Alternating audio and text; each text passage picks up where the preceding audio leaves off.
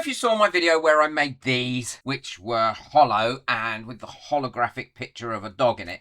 I've been asked to make one using this pug. So I've got the mould of the pug here, and I'm going to show you how I'm going to do it. But what they want done differently is this filled with lights. And I've got an idea of on how to do that as well. And I think these might be popular too. Now, if you didn't see my first video on how I made these, I will link it at the end of this video. It's really easy. I'll quickly run through it. What I'm going to be using is this liquid squishy silicone to actually make the mould. And the first thing I'm going to do before I do anything else is give this a quick spray of mould release, because it just helps the silicone come out much easier.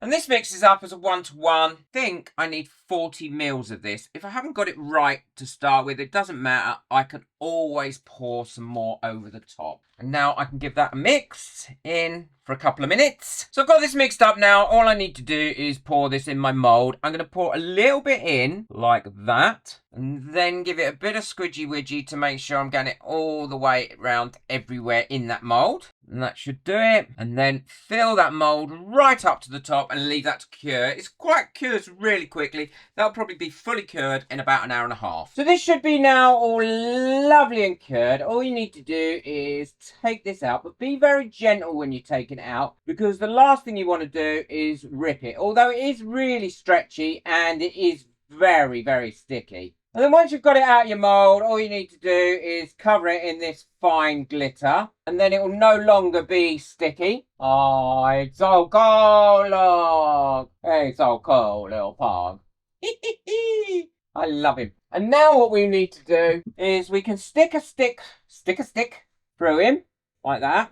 You don't want to go too low. And that's where we'll suspend him in the resin. And I will also stick one through here as well. What I'm using there is a micro brush. And that way it keeps it much more central in the pot, as opposed to allowing it to swing to one side. And I've got my resin mixed up and degassed, because I want as few bubbles in this as possible. And now I'm going to pour it in down the sides. And now I'm going to pop my little pug in till he's fully in there. That, and I can move him about a bit, and now I can just top this up. There we go, right to the top. And now I can just leave that to cure. Well, this is all cured now, so I can take this out. The easiest way I've found to do that is remove the thing from the mold first, and then you can remove the silicone, the squidgy silicone, and it will leave all that glitter behind, so it's going to be quite sticky again when you take it out. And if you do it like this slowly, it takes it all out, and you've still got your little pug, and then you can cover him again in something else. Sometimes they split, but not always. Now you get a little ride up, what I consider ride up here, and all I'm going to do is take a knife and trim that back. Don't want that there. I also don't want it inside either. Come out. Come out, come out, come out. Look at that little bug. It's so cool. Oh, right. So now what we need to do is the lights. Now, I've got my lights here, and I'm going to have the lights come out the back there. So I'm just going to cut in here, a little nick there, and that's where the light cord can sit, like that. So let's undo these lights. This is my friend Carolyn's idea about putting the lights in as well, and the customer loved the idea once I said it to them. So this is going to be, hopefully, something that they're going to love for a long time. And you can buy these battery operated lights in pack. I buy them in packs of 20, and I think it costs me about £12 for 20 of them. So they don't cost much at all. What I would always say is check them that they work first before you go putting them in. Now we need to sit this into something, and I'm going to sit this in some sand. So I've got sand there, a bit of bubble wrap on top, just to stop the sand damaging or messing around or getting into the actual resin when we pour it. And now I'm going to push these lights into here. A pair of tweezers to make sure I get them all the way down, because I want as many lights all the way down as possible. Right, and push those down. And I want that bit there. Push these lights in, because I don't want any of these light wires or anything to come up to the top. I want them all to be in there, and they do become quite springy. Now I'm going to turn that on again to make sure it still works.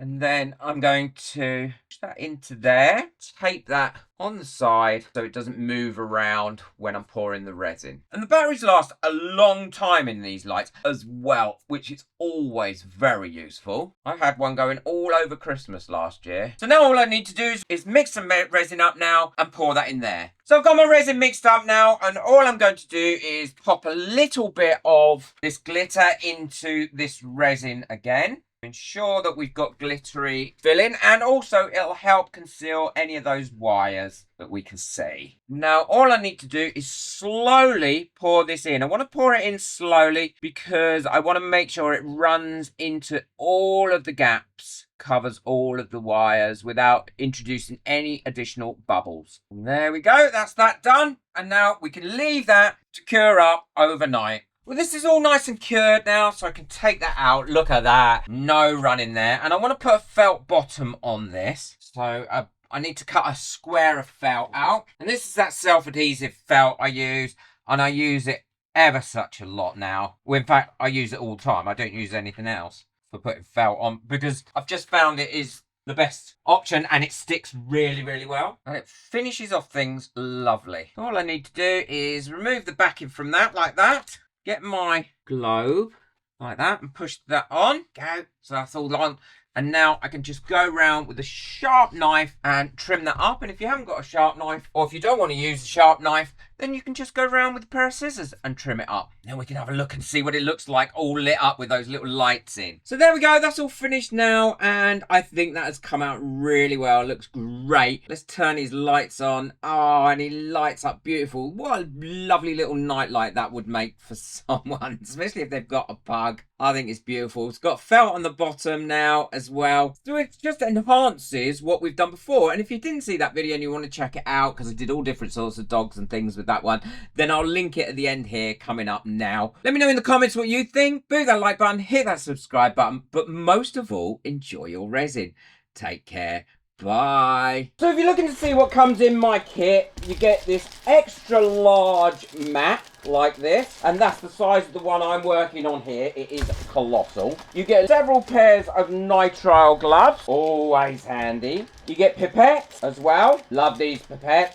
As you know, I use them a lot. You get 3 stirrers. You get one of these little silicone brushes, which are great. You also get, so it's never ending. On top of that, you get these, which you've seen me use lots of times. It's great for removing bubbles and doesn't damage any of your molds. You get some of these nice little small measuring cups, ideal for colours, and you get 4 of those. You also get 2 of these smaller mixing cups and 2 of these larger mixing silicone jugs, and they're good quality silicone and all the measurements are accurate, which is really, really important on all of them. And we're not making any money on this really. It's just a way of us being able to provide anybody that wants to get on with resin and have good quality tools with the tools that they need. I'm sorry if it keeps going out of stock, but keep an eye out. It does get put back into stock really, really quickly. But the reason it's going out of stock is because it's such great value for money. I can't get it all back in the box. There's so much of it. And I love this big jug.